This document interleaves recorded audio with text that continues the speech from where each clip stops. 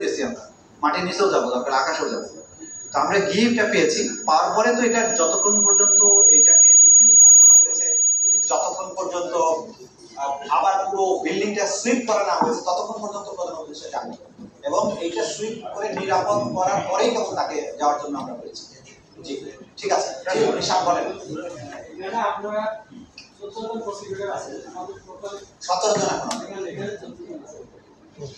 Total আছে 17 জন, আমরা 17 জন total.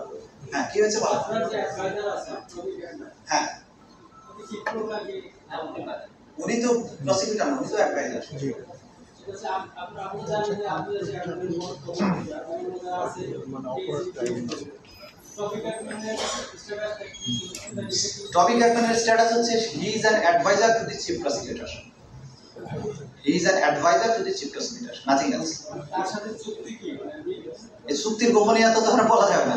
তার সাথে চুক্তি হয়েছে যে আন্তর্জাতিক এই অপরাধ ট্রাইব্যুনাল চিফ প্রসিকিউটরের অফিসকে আইনগত বিষয়ে সাহায্য করা, যেহেতু এটা ইন্টারন্যাশনাল ল এর আন্ডারে ট্রায়াল এবং সে ইন্টারন্যাশনাল ল এর যুদ্ধ অপরাধ সংক্রান্ত মামলার এক্সপার্ট, সেজন্য তাকে আমরা সাথে নিয়েছি, তার অ্যাডভাইস আমরা করছি। সব গোপন কথা বলার দরকার কি?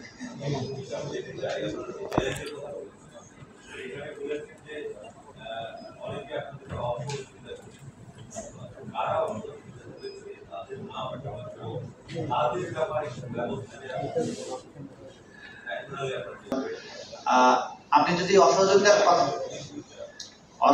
কথা যদি বলেন, শুরু তো হবে পুলিশ থেকে।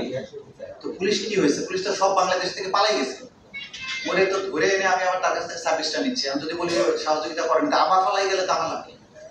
তো সেজন্য রাষ্ট্রের বিভিন্ন সংস্থার যে সব জায়গা থেকে অসহযোগিতা আছে। ফর এক্সাম্পল আইসিটি মন্ত্রণালয়, তারা কি করছে? ইন্টারনেট বন্ধ করে দিছে। তা আমরা যখন দেখলাম যে ইন্টারনেট বন্ধ করার কাজটা তারা ডেলিভারেটলি করেছে, ওদের অফিসার থেকে জিজ্ঞাসাবাদ করলাম, তারা বললো স্যার এই যে দেখেন মেসেজ, এই মন্ত্রী আমাদেরকে বলছিল বন্ধ করতে। তো তাহলে বন্ধ করার জন্য যা যা আছে কল রেকর্ড মেসেজ সবকিছু দাও, সবকিছু দিবে না। এখন আমরা কি করতে পারি? ওটা ধরে নিয়ে এসে মামলা দিতে পারি, কিন্তু এরকম কয়জনকে মামলা দিতে?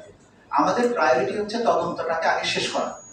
এগুলো যারা বিঘ্ন সৃষ্টি করেছে তাদেরকে আমরা ধীরে ধীরে দেখতে পাবো। আমরা প্রায়োরিটি ফিক্স করে আমরা যদি এই সমস্ত পিছনে ছুটতে যাই, তাহলে মূল কাজটা বাধাগ্রস্ত হওয়ার শঙ্কা আছে। আমরা যে কোনো উপায়ে মূল কাজটাতে ফোকাস থাকতে চাই। যারা এই জাতীয় অসহযোগিতা করছে ক্রমান্বয়ে আবার কিন্তু অসহযোগিতা প্রথম দিকে যে মাত্রায় ছিল, সময় যত যাচ্ছে তারা কিন্তু আবার সহযোগিতা করা শুরু করেছে। তো এটা একটা রাষ্ট্র ধ্বংসপ্রাপ্ত কাঠামোর পরে ইমার্জ করার মতো একটা সিচুয়েশন। তো আমরা সেইভাবে এটাকে পুনরুজ্জীবিত করার চেষ্টা করছি যাতে কাজগুলো স্মুথলি হয়। কাজের ব্যবস্থা গ্রহণের বিষয়টা আমরা আরো পরে ভাববো।